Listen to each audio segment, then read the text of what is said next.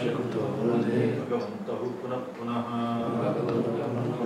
ईश्वरो गुरुरात्मीति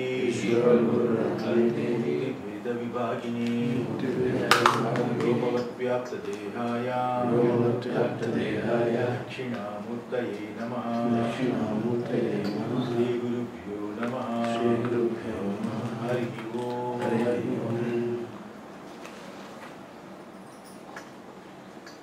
నిన్న విద్య అవిద్యల యొక్క స్వరూపాన్ని శృతులు స్మృతులు వీటి చేత ఏమేమి చెబుతున్నాయి? విద్య చేత మోక్షము, అవిద్య చేత అజ్ఞానంతో కూడుకున్న సంసారము. ఎవడైతే విద్య తెలుసుకుంటాడో వాడు మోక్షాన్ని పొందుతాడు. విద్యను తెలుసుకోవడానికి ఈ జన్మ అని చూపించాడు. ఆ శ్వేతాశ్వేత ఉపనిషత్తు 6:20లో యదా చర్మవత్ అనే విషయాన్ని ఇత్యాద్య సహస్రహస అని ఆ యొక్క శృతులు పూర్తి చేశాడు. ఆకాశాన్ని చుట్టగా చుట్టడం చర్మము వలె, చర్మంలాగా ఆకాశాన్ని ఒక చుట్టలాగా చుట్టడం ఎలా సాధ్యం కాదో ఆ రకంగా బ్రహ్మమును తెలుసుకోకుండా దుఃఖాన్ని అంతం చేయడం కూడా సాధ్యము కాదు అని అక్కడ శ్వేతాశ్వేత ఉపనిషత్తులో చెప్పాడు. స్మృతుల్లో కూడా అజ్ఞానే ఆవృతం జ్ఞానం తేన ముహ్యంతి జంతవని ఇత్యాదులు చూపించాడు. ఇప్పుడు శృతులు స్మృతులు చూపించాడు. న్యాయం చేత కూడా న్యాయము కూడా ఏం చెప్తున్నది అంటే న్యాయతః చ సర్పాన్ కుశాగ్రాణి తథా ఉపాదానం జ్ఞాత్వా మనుష్యాః పరివర్జయంతి అజ్ఞానతస్తత్ర పతంతి కేచిత్ జ్ఞాని ఫలం పశ్య తథా విశిష్టం. మహాభారతం శాంతి పర్వం 201:17లో ఈ రకంగా చెప్తుంది. సర్పాన్ కుశాగ్రాణి తథా ఉదపానం. సర్పాన్ని కుశాగ్రాణి అంటే దర్భాలు దర్భ అగ్రాలు, దర్భం యొక్క అగ్రాన్ని అలాగే సర్పాన్ని తథా ఆ రకంగానే ఉదపానం నీటి యొక్క చెరువుని జ్ఞాత్వా మనుష్యాః ఎరిగిన మనుషులు ఎవరైతే ఉంటారో సర్పాన్ని, దర్భం యొక్క కుశాగ్రాన్ని అలాగే నీటి చెరువుని ఎరిగిన జనులు ఎవరైతే ఉంటారో వాటిని పరివర్జయంతి వాటి నుంచి వైదొలిగి ఉంటారు, వాటిని వదిలిపెడతారు. సర్పం ఎంత ప్రమాదమో తెలుసు, దాన్ని పక్కన పెట్టుకుని పడుకోరు. అలాగే దర్భం యొక్క కుశాగ్రం అది చాలా ప్రమాదం, గుచ్చుకుంటుంది, అది కూడా ప్రమాదమైనది. అలాగే నీటి చెరువు కూడా అలాంటిదే కదా. వాటి ఎందుకు చాలా జాగ్రత్తగా ఉంటారు, పరివర్జంతి. ఆ రకంగానే అజ్ఞానతస్తత్ర పతంతి కేచిత్ జ్ఞానే ఫలం పశ్య తదా విశిష్టం. కొందరు అజ్ఞానం చేత వాటి ఎందు పడిపోతారు. ఆ యొక్క చెరువు గట్టి ఎందు ఆటలు పాటలు, ఈరోజు ప్రమాదాలు జరుగుతున్నాయి అంతే కదా.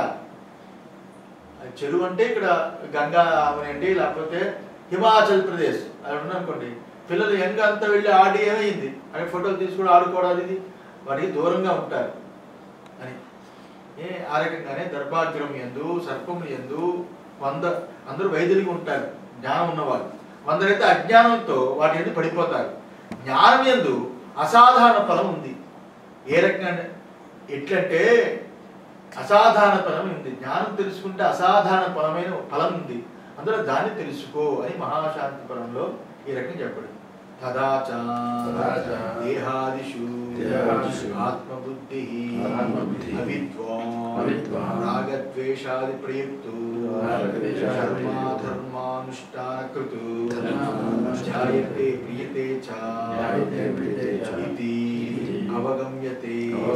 ఇక్కడ 2 పాయింట్లు చెప్పాడు. ఆత్మదర్శి ఎలా ఉంటాడు, అలాగే అవిద్వాంసుడు ఏ రకంగా.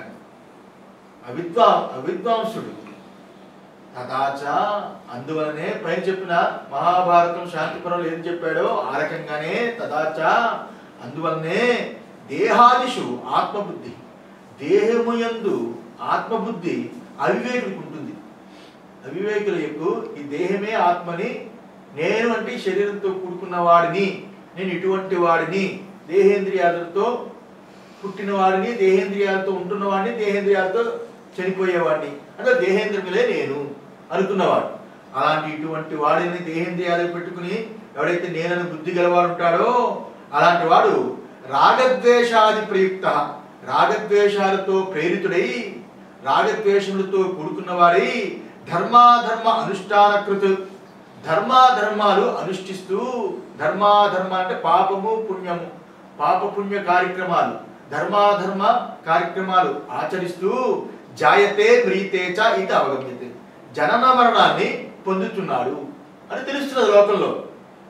ఎవరైనా అంతే కదా, నేనే శరీరంతో కూడుకున్నవాడిని నేను అనుకుంటాడు, రాగద్వేషాలతో కూడుకుంటాడు, ద్వేషమైన దాన్ని ద్వేషిస్తూ ఉంటాడు, రాగమైన దాన్ని ప్రేమిస్తూ ఉంటాడు.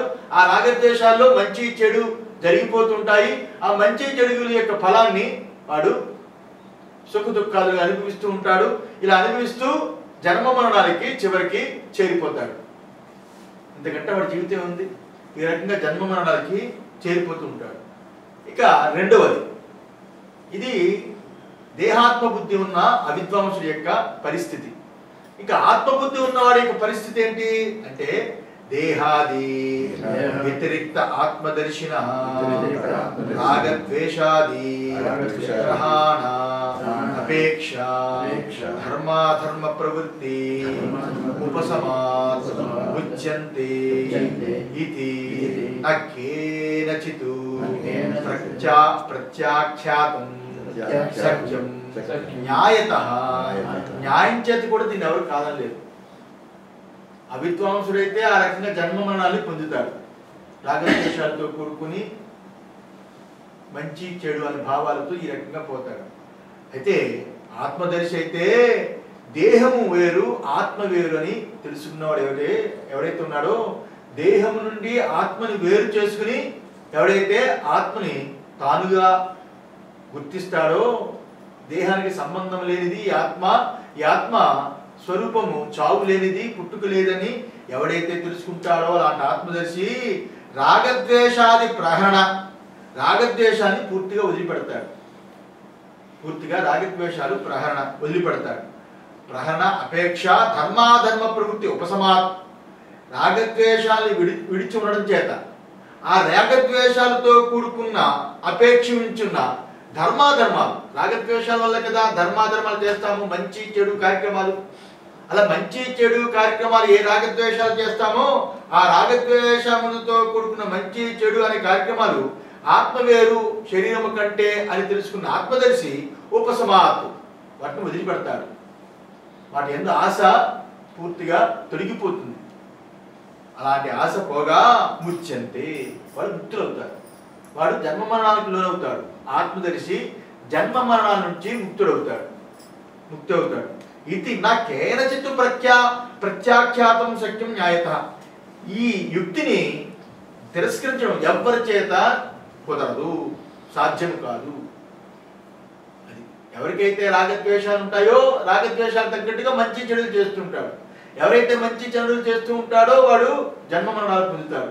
ఎవరికైతే దేహాత్మ బుద్ధి పోయిన వాడు ఆత్మదర్శనం ఉంటాడో అలాంటి వాడు ధర్మాధర్మాలతో రాగద్వేషాలతో కూడుకున్న ధర్మాధర్మాల యొక్క ప్రవృత్తిని వదిలిపెడతాడు.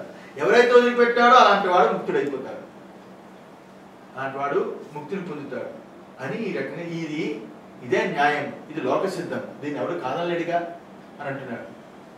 ఎవరు కాదనలేడు కదా. తత్ర ఏవం సతి క్షేత్రజ్ఞస్య ఈశ్వరస్య ఏవ సతః అవిద్యాకృత ఉపాధి భేదతః సంసారిత్వం ఇవ భవతి. ఇలా ఉండడం చేత ఈశ్వరుడై ఉన్న ఈ క్షేత్రజ్ఞుణ్ణి ఈ రకంగా ఉంది. అందువల్ల ఎవడైతే నేను అనే దాన్ని దేహం నుండి విడగొట్టుకుంటాడో వివేకం చేత, అలాంటి నేను నా స్వరూపమైన ఆ స్వరూపమైన బ్రహ్మమే అని ఎవరైతే తెలుసుకుంటాడో వాడు ఆత్మదర్శి, వాడు ముక్తుడై ఉంటాడు. ఈ రకంగా ఉండడం చేత ఈశ్వరుడే అయ్యున్న ఆ క్షేత్రజ్ఞుడికి ఇది తెలియని వాళ్ళు ఎవరైతే ఉన్నారో ఆ ఈశ్వరుడే ఈ క్షేత్రజ్ఞుడు. ఈ నేను అనే క్షేత్రజ్ఞుడు జీవుడుగా పిలువబడుతున్న లోకంలో ప్రసిద్ధిగా కనిపిస్తున్న ఆ జీవత్వం ఏదైతే ఉన్నదో దాని యొక్క నిజస్వరూపము క్షేత్రజ్ఞుడైన ఈశ్వరుడే. క్షేత్రజ్ఞుడైన ఈశ్వరుడే. అది తెలియని వాళ్ళు ఎవరైతే ఉంటారో అవిద్యాకృతమైన ఉపాధి చేత, అవిద్యాకృత ఉపాధి భేదత, అవిద్యాకృతమైన ఉపాధి భేదం చేత సంసారిత్వము వాడికి ఉన్నట్లుగా కనిపిస్తుంది. అవిద్యాకృత ఉపాధి భేదం చేత సంసారిత్వం ఉన్నట్లుగా కనిపిస్తుంది. నిజంగా ఎవరికైతే ద్వైత బుద్ధి ఉంటుందో, దేహేంద్రియాదులే నేను అనుకుంటాడో, అలాంటి వాడికి ఆ పరమాత్మ యొక్క స్వరూపం ఏదైతే ఉన్నదో అది నేనుగా జీవుడుగా భ్రాంతితో కనిపిస్తున్నది. నిజంగా వీడు ఎప్పుడు కూడా జీవుడు కాదు, సంసారి కాదు, అసంసారియే. వీడు ఎప్పుడు జీవుడు కాదు, వాడు క్షేత్రజ్ఞుడైన ఈశ్వరుడే. అది తెలియని అవిద్వాంసుడు దేహంతో సంబంధం పెట్టుకుని దేహేంద్రియాలతో కూడుకుని నేను అనుకున్నవాడు అలాంటి అవిద్యాకృతమైన ఉపాధి సంబంధం చేత సంసారిత్వము ఉన్నట్లుగా కనిపిస్తుంది. సంసారిత్వం ఇవ భవతి. సంసారిత్వం ఉన్నట్లుగా కనిపిస్తుంది. యథా దేహాది ఆత్మత్వం ఆత్మనః. దేహాదులే, ఈ దేహాదులే తానని ఆత్మను తెలుసుకున్నట్లే ఇది కూడా. ఈ దేహాదులే తానని, ఇదే ఆత్మని తెలుసుకున్నట్లే ఇది కూడా అంతే. ఈ జీవత్వ భ్రాంతితో కూడుకుని వీడి సంసారిత్వాన్ని అనుభవిస్తున్నారు. లౌకికులైతే దేహమే నేను అనుకుంటున్నారు. కొంచెం మంచి చెడు తెలిసిన వైదికులు ఎవరైతే ఉన్నారో వాళ్ళు ఈ దేహము కాని జీవుడు వేరుగా ఉన్నాడు అనుకుంటున్నారు. లౌకికులకేమో శరీరమే ఆత్మ అనుకొని శరీరం భోగం కోసమే ఆలోచిస్తున్నారు, లోకంలో భోగం కోసం ఎదురు చూస్తున్నారు. వైదికులైతే ఈ లోకం అనేది నిత్యం కాదు, ఈ భోగం నాకు వద్దు, పరలోకం ముఖ్యం, నేను జీవుల్ని, నేను దుఃఖిని, నాకు దుఃఖం పోయే ఉత్తమ లోకాలు పోవాలని వాడు ప్రయత్నం చేస్తున్నాడు. లౌకికుడికి వైదికుడికి ఇద్దరికి ఈ యొక్క నిజమైన ఆత్మస్వరూపం తెలియదు. లౌకికుడు అనుకున్నట్టుగా దేహం ఆత్మ కాదు, వైదికుడు అనుకున్నట్టుగా ఈ యొక్క దేహంలో ఉన్నవాడు జీవుడు కాదు, పరమాత్మయే. అది జ్ఞానులు మాత్రమే చెప్పగలరు. అందువల్ల దేహాదులే తానని ఆత్మను తెలుసుకున్నట్లుగే వైదికులు కూడా దేహము లోపల ఉన్న జీవుడే వాడు రాకపోకలతో కూడుకున్న స్వర్గనరకాలు, రాకపోకలు, క్షీణే పుణ్యే మత్స్యలోకం విసంతి లాంటివి ఏవైతే ఉన్నాయో వాటిని పట్టుకుని స్వర్గలోకం పొందడం, మళ్ళా ఇక్కడ పుట్టడం, ఇక్కడ మళ్ళా కర్మ యజ్ఞయాగాలు కృతులు చేయడం, మళ్ళా పుట్టడం అనేది ఈ రకం క్షీణే పుణ్యే మత్స్యలోకం అని ఈ జీవుడు రాకపోకలతో కూడుకున్నవాడని వైదికులు ఈ రకమైన భ్రాంతితో ఉన్నారు. అందులో ఇద్దరికీ ఆత్మ గురించి తెలియదు, జ్ఞానికి మాత్రమే తెలుసు. వాడే ఆత్మదర్శన.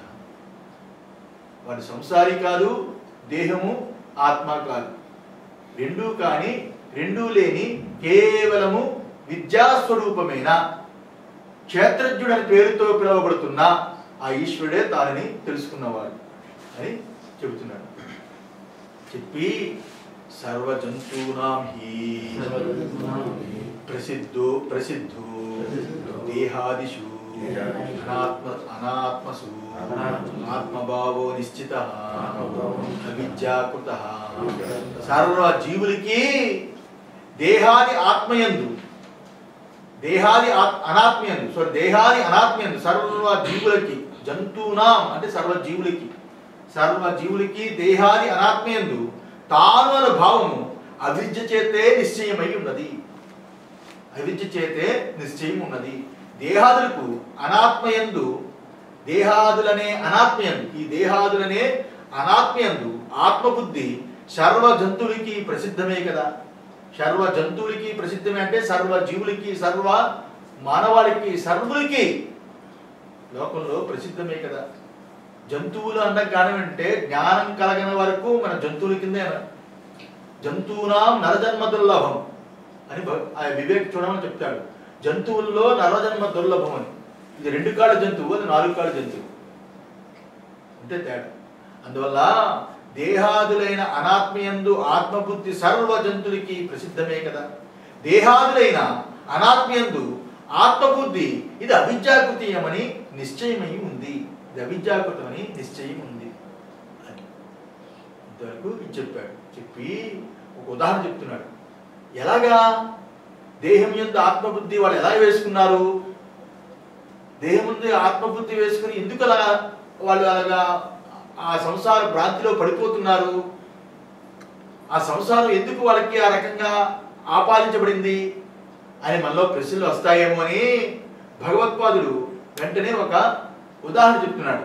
యథా స్థాణు పురుష నిశ్చయో నచ ఏతావతా పురుష ధర్మః స్థానో భవతి స్థాను ధర్మో వా పురుషస్య తథా న చైతన్య ధర్మో దేహస్య దేహ ధర్మో వా చేతనస్య.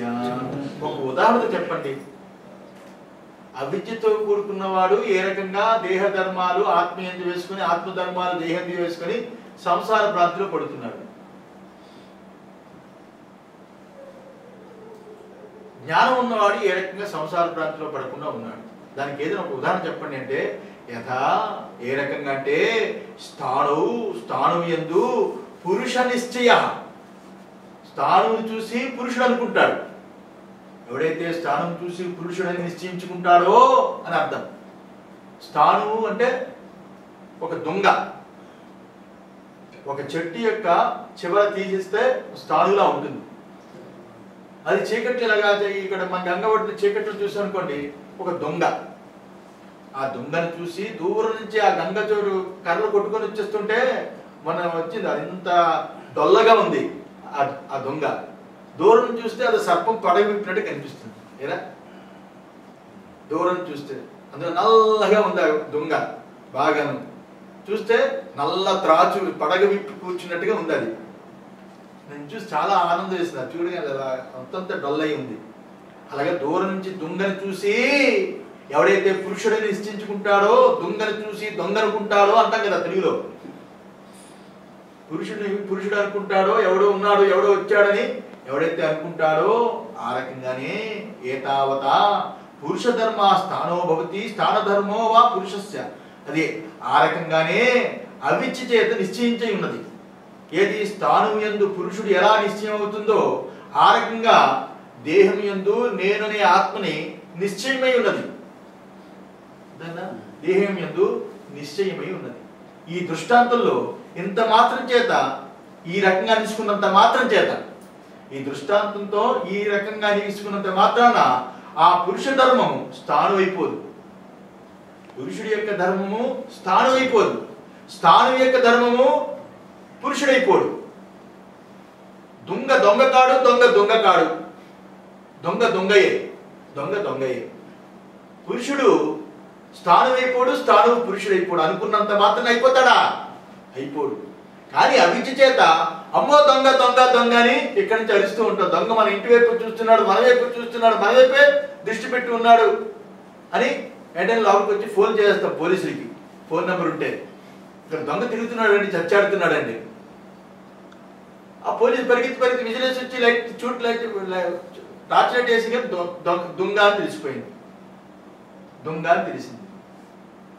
దొంగ దొంగ అయిపోడు, దొంగ దొంగ అయిపోదు. అంటే పురుషుడు స్థాణువు అయిపోడు, స్థాణువు పురుషుడు అయిపోడు. ఒక ధర్మం ఇంకో ధర్మంతో అయిపోదు. ఈ రకంగానే కదా, ఆ రకంగానే చైతన్య ధర్మం దేహస్య దేహ ధర్మో వా చైతన్యస్య. చైతన్యం యొక్క ధర్మము, చైతన్యం యొక్క ధర్మము దేహ సంబంధమైనది కాదు కదా, దేహానిది కాదు. అదే దేహధర్మము చైతన్య సంబంధము కాదు. పురుషుడు అంటే చేతనంతో కూడుకున్నవాడు. స్థానం అంటే చలనము లేనిది, జడమైనది. జడమైన స్థానముని చైతన్యమైన పురుషుడి యందు ఏ రకంగా ఆరోపించుకొని పురుషుడు పురుషుడు అంటాము, పురుషుడి యొక్క ధర్మాన్ని ఆ యొక్క స్థానం యందు వేసుకొని ఏ రకంగా స్థానం అనుకుంటాము. ఒక్కొక్కసారి మనం ఆరేసిన తెల్లని షర్టు ఇలా విప్పి భార్య ఆరేస్తే రాత్రి 12 గంటలకు 11 గంటలకు లేచాం అనుకుంటే ఏదో అలా బయటకు వచ్చి చూద్దామని కబుక్కుని దెయ్యం అనుకుంటాం, దెయ్యం అనుకుంటాం. ఇలా ఎన్నో ఆరోపణలు మన దగ్గర జరుగుతూ ఉంటాయి. ఆ రకంగా అచేతనమైన దొంగగా ఎలాగైతే అనుకుంటారో, అయినప్పటికీ అచేతనమైన దొంగ చైతన్యమైన దొంగగా ఏ రకంగా అయిపోదు, ఆ రకంగానే చైతన్య ధర్మంతో కూడుకున్న దేహము, ఆ చైతన్య ధర్మము దేహ సంబంధమైనది కాదు, దేహధర్మము చైతన్య సంబంధము కాదు అనుకున్నంత మాత్రం అయిపోదు. కానీ అనుకొని ఆ సమకాలంలో భ్రాంతి చెందుతున్నారా లేదా? ఆ భ్రాంతి పుట్టిన దగ్గర నుంచి చచ్చే వరకు మనం అనుభవిస్తూనే ఉన్నాం. ఇది లోకంలో భ్రాంతి, ఇది లోకంలో భ్రాంతి. అనేక జన్మల యొక్క సంసారం చేత, ప్రారంభం చేత మనకి జన్మంతా భ్రాంతి. ఈ జన్మంతా ఏం భ్రాంతి? శరీరమే నేను అనుకోవడం. ఇది దొంగలేంటి? అచేతనమైనది, జడమైనది. జడమైన దేహేంద్రియాలు యందు చైతన్య స్వరూపమైన నేను యొక్క చైతన్యాన్ని దాని యందు ఆపాదించి నేను శరీరము అంటున్నాం. శరీరమే నేను, నేనే శరీరం అంటున్నాం. నేను పురుషుణ్ణి అంటున్నాం. శరీరాన్ని ఆపాదించుకుని ఈ రకంగా లోకంలో కలిగి ఉంది. అందువలన ఏం జరిగిపోతుంది? అలా అనుకున్నంత మాత్రాన ఏమైపోతుందండి? ఐదు అనిచుకున్నాం అనుకోండి, ఏమైపోతుంది అని ఇంకా అవిద్య వాళ్ళని పీకుతుంటే, నాయనా దానివల్ల వచ్చే ప్రమాదం ఏంటంటే సుఖ దుఃఖ మోహాత్మకత్వాది ఆత్మను నాయుక్తః అవిద్యాకృతత్వాత్ విశేషాత్ జరామృత్యువత్. అందువల్ల సుఖము దుఃఖము మోహాదులు కలుగుతున్నాయి. జడమైన శరీరం, చావు పుట్టుకలతో కూడుకున్న శరీరం. అలాగే శరీరం ఏదైతే ఉన్నదో ఆ శరీరము నాశనమయ్యే శరీరం. ఎవరైనా గిల్లితే వెంటనే ఘాటుపడే శరీరం, గాజు కంట ప్రమాదమైన శరీరం. ఏమాత్రం చిన్న తేడా వచ్చినా టపక్కన పోతుంది ప్రాణం, శరీరం ఇదైపోతుంది. అలాంటి శరీరము పెట్టుకుని నేను అనుకోవడం చేత నేను ఏ ఘాటుకి అది బలి కాదు. నైనం చిందంతి శస్త్రాన్ని నైనం దహతి పావక. ఈ స్వరూపమైన ఆత్మ కత్తులతోటి ఘాటులు పడదు, అగ్ని చేత కాల్పబడదు, వాయువు చేత ఎగిరిపోదు. దేనికి భూతాలకి కానీ భూతాలకి సంబంధించిన శరీరాలతో కానీ దీనికి ఏ రకమైన ప్రమాదము లేనిది. అలాంటి ఆత్మ తెలుసుకున్నవాడు ఆత్మదర్శకుడు. అలాంటి ఆత్మీయుని శరీరంలో వేసుకుని ఇది ఆత్మ అనుకున్నవాడు అనాత్మదర్శి. అలాంటి అనాత్మదర్శి వాడి స్వరూపం తెలియకపోవడం చేత దీనికి కలిగిన బాధలన్నీ ఈ నేను యందు వేసుకుని నేను సుఖిని నేను దుఃఖిని అని మోహాదులు పొందుతున్నాడు. ఆత్మనో నా యుక్తః అవిద్యాకృతత్వాత్ విశేష జన్మ మృత్యువత్. జన్మ మరణాల వలె అవిద్య చేత కల్పింపబడి ఉండడం చేత ఆత్మధర్మం అనేది ఇక్కడ యుక్తము కాదు, సరి అనేది కాదు. అందువల్ల ఈ సుఖ దుఃఖ మోహాదులు జన్మ మృత్యువతు జన్మ మరణాల వలె ఈ సుఖ దుఃఖ మోహాత్మాదులు ఏవైతే ఉన్నాయో అవి జన్మ మరణాల వలె అవిద్య చేతనే కల్పించబడి ఉన్నాయి. జన్మ మరణాలు ఏ రకంగా ఆత్మకి లేవో, అయినప్పటికీ శరీరము పుట్టుక చేత పుట్టానని, శరీరం చెడిపోతే చెడిపోతానని, జన్మ మరణాలు దేహేంద్రియాల యొక్క జన్మ మరణాలు ఆత్మీయంగా వేసుకుని ఏ రకంగా ఆరోపించుకుంటున్నామో ఆ రకంగానే ఈ సుఖ దుఃఖ మోహాదులు కూడా అవిద్య చేత కల్పించబడింది. ఇవి ఆత్మధర్మము కానే కాదు, ఆత్మధర్మము యుక్తము కాదు అని ఈ రకంగా చూపించాడు. అర్థమైందా? ఇప్పుడు ఆక్షేపం అయిపోయింది. ఆ టాపిక్ ఇంతా విన్నాడు మనలాంటి శిష్యుడు. మళ్ళీ చిన్న ఆక్షేపము అన్నా పూర్వపక్షి అన్నా ఒకటే. మళ్ళీ ఇంకో ప్రశ్న వేస్తున్నాడు. దీనికి హెడ్డింగ్ ఏంటంటే జ్ఞేయ జ్ఞాతృవులకు పరస్పర అధ్యాస కలగవచ్చు. జ్ఞేయ జ్ఞాతృవులకు పరస్పర అధ్యాస కలగవచ్చు అనేది ఇక టాపిక్. ఇంకొకటి పూర్వపక్షి ఇంకోటి అడుగుతున్నాడు. ఏంటంటే మీరు చెప్పేది సరికాదండి, అది సరిపోదు, చాలా అద్భుతంగా ఉంటుంది. పైదానికి చెప్పిన దానికే వాడు అడుగుతున్నాడు జవాబు, స్థానువు పురుషుడని. మీరు చెప్పింది సరిగా లేదండి. చాలా బాగుంటుంది క్వశ్చన్. పూర్వపక్షి అడిగేది మీరు చెప్పిన దృష్టాంతము ఏదైతే ఉందో అది మాకు కలిగే సంసార భ్రాంతికి సమానంగా లేదు. అతుల్యత్వాత్ సమానంగా లేదు. మీరు చెప్పే దృష్టాంతానికి మాకు కలిగే సంసార భ్రాంతికి సమానత్వం లేదు. ఎందువల్ల ఈ రెండు ఒకటికి ఒకటి సమానంగా ఉండవు. దృష్టాంతము దాష్టాంతికాలు రెండు సరిపోదు అని అర్థం.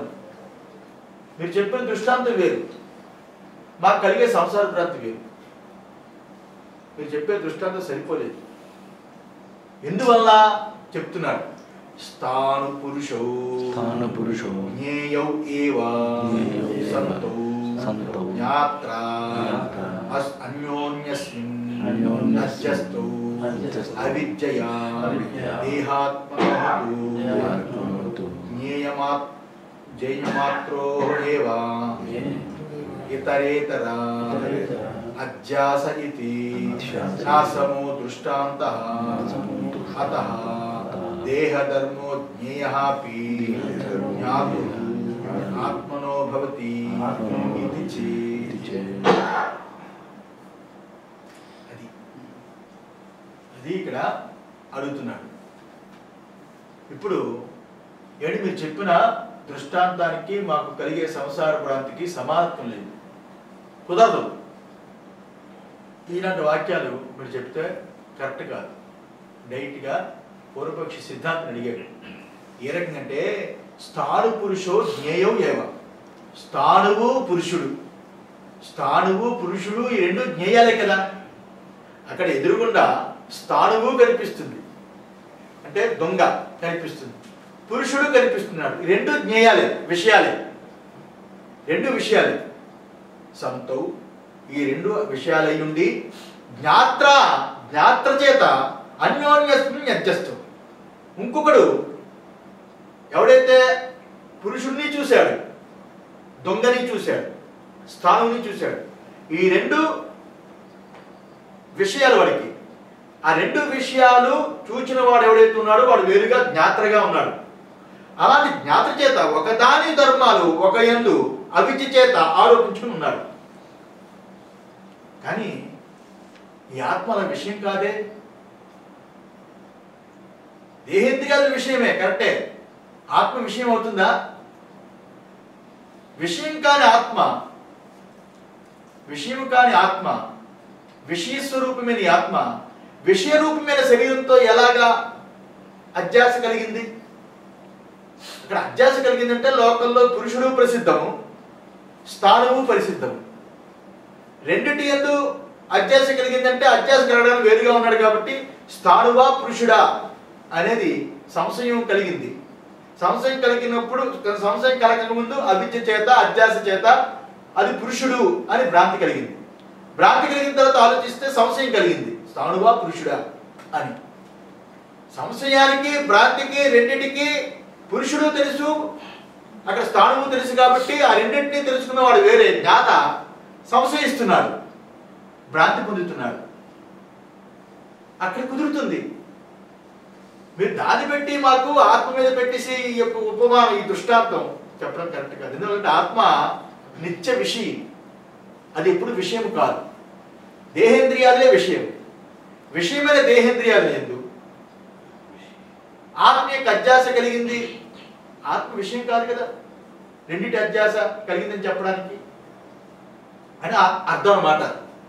అయితే దేహాత్మనోతు, దేహాత్మలైతే జ్ఞేయ జ్ఞాత్రో ఏవ, ఒకటి జ్ఞేయము మరొకటి జ్ఞాత. నేను దాని అర్థం చెప్పేశాను ముందే. ఒకటి జ్ఞేయము అంటే ఒకటి విషయము, ఇంకోటి జ్ఞాత, ఆ విషయాన్ని గ్రహించే విషయి. దేహాత్మలు ఆత్మ విషయి, ఇంకొకటి జ్ఞేయము విషయము. ఏవ ఇతరేతర అధ్యాస ఇది. ఇలా ఉన్నప్పుడు ఒక దాని యందు మరొకటి అధ్యాస అయి ఉంది కదా. నా సమో దృష్టాంత, ఈ రకమైన అధ్యాస పైన చెప్పిన దానికి సమో దృష్టాంతం. దృష్టాంతం అనేది కుదరదు. దేహాత్మ యందు అధ్యాస అనేది కుదరదు. మీరు చెప్పిన దానికి దృష్టాంతం సరిపోదు. అక్కడ రెండు విషయాలు అయి ఉన్నాయి. ఇక్కడ ఒకటి జ్ఞేయము, ఒకటి జ్ఞాత. ఒకటి జ్ఞాత, ఒకటి జ్ఞేయము, రెండు విషయాలు కాదు. తెలుసుకునేవాడి యొక్క స్వరూపం ఎందే ఇక్కడ అధ్యాస కలిగింది, అంతే కదండి. ఇక్కడ అధ్యాస అనేది కుదరదు. ఈ దృష్టాంతము సరిపోదు. అతః అందువలన దేహధర్మో జ్ఞేయ అపి జ్ఞాతు ఆత్మనో భవతి చేత్ అందువల్ల మీరు చెప్పిన దృష్టాంతం సరి అయినది కాదు. అందువల్ల దేహధర్మము జ్ఞేయమైన జ్ఞాత అయిన జ్ఞాతృవలు ఆత్మకి నిజంగా కలగవచ్చు. ఇక్కడ దేహధర్మము జ్ఞేయమైన జ్ఞాత అయిన దేహధర్మం ఏదో జ్ఞేయమైనప్పటికీ జ్ఞాత అయితే అప్పుడు జ్ఞాతృ ఆత్మకి నిజంగా కలగవచ్చు. కానీ అలా లేదు కదా. ఇక్కడ విషయం ఏమిటంటే ఒకటి విషయీ, ఇంకొకటి విషయము. ఆత్మ నిత్య విషయీ, అది మనం ఎప్పుడు చూడలేదు, మనకు విషయము కాదు, మనకి తెలియబడదు, దాన్ని విషయీ అంటాం. దేహేంద్రియాలు విషయము, అది తెలియబడుతుంది. మనకి కనిపించని ఆత్మయందు కనిపించే దేహేంద్రియాలు ఎందు అధ్యాస కలిగిందని చెప్పారు, బానే ఉంది. దానికి దృష్టాంతం బాగలేదు. దృష్టాంతం అక్కడ స్థానము విషయమే, పురుషుడు విషయమే. ఆ రెండింటి యందు అధ్యాస కుదిరింది అంటే అధ్యాస కుదరడానికి ఆ రెండింటినీ తెలిసిన పురుషుడు వేరుగా ఉన్నాడు. ఇంకొకడు వారికి రెండింటి అధ్యాస కుదిరిందంటే అయిపోయింది. ఆ రెండిట్లాగా కనిపించేది కాదు కదా ఇక్కడ ఆత్మ దేహము రెండు అని. అర్థమైందా?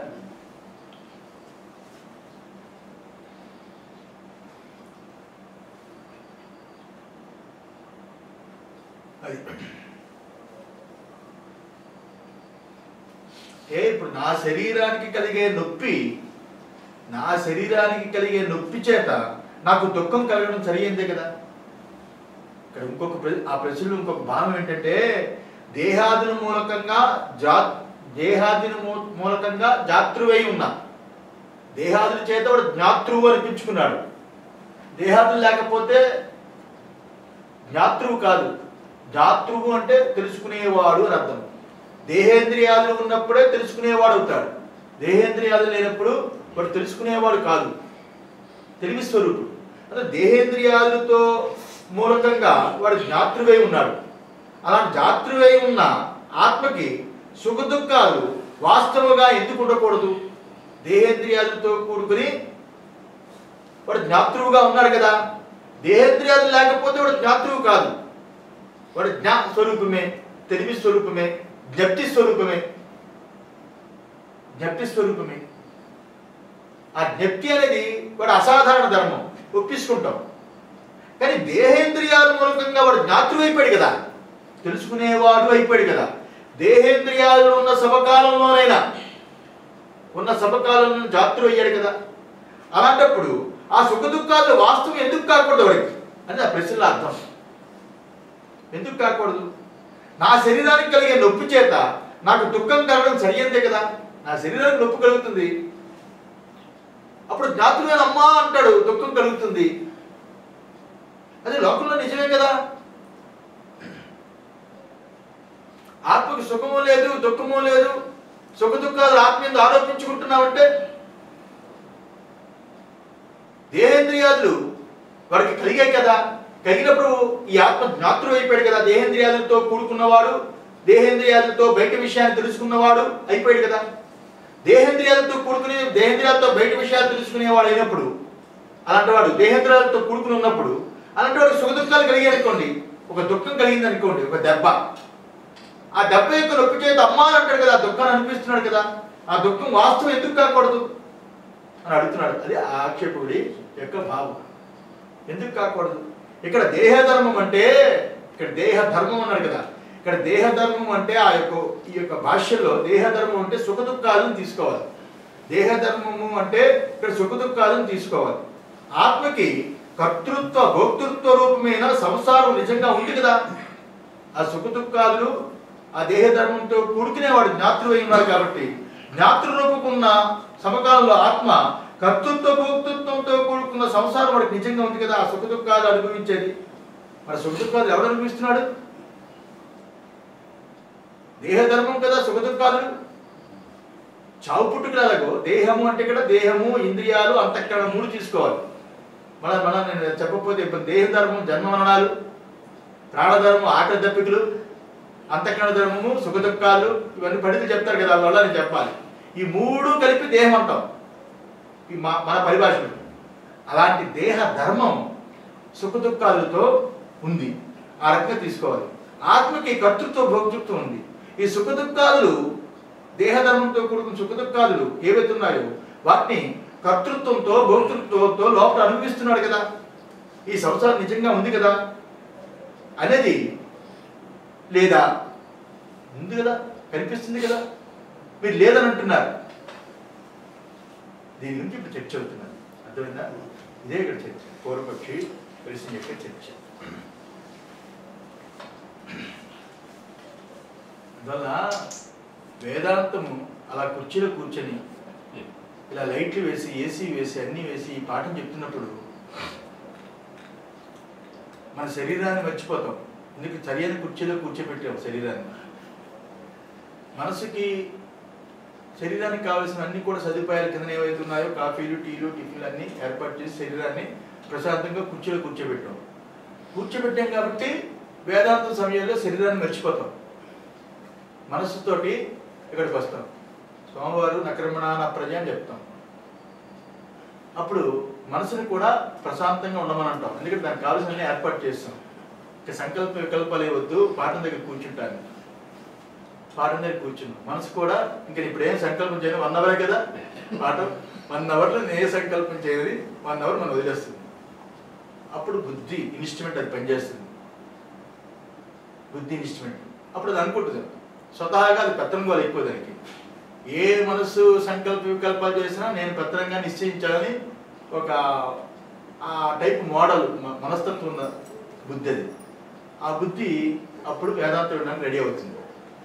వేదాంతం వింటున్నప్పుడు ఈ సవకాలంలో ఇప్పుడు నేను చెప్పాను, మీకు శరీరం మీద కానీ, ముడుకులు నొప్పని కానీ, నేను బ్రాహ్మణుని కానీ, నేను క్షత్రియుని కానీ, నేను ఎర్రగా ఉన్నాను తెల్లగా ఉన్నానని కానీ, నా భార్య పక్కన కూర్చుందా లేదా అని కానీ, నా తమ్ముడు ఉన్నాడా లేడా అని కానీ, ఏ రకం శరీర బాంధవ్యాలు బంధుత్వాలు ఇవేవి ఆ ప్రతిపించారు. ఎందుకంటే దానికి కావాల్సిన అన్ని ఏర్పాటు చేశాం.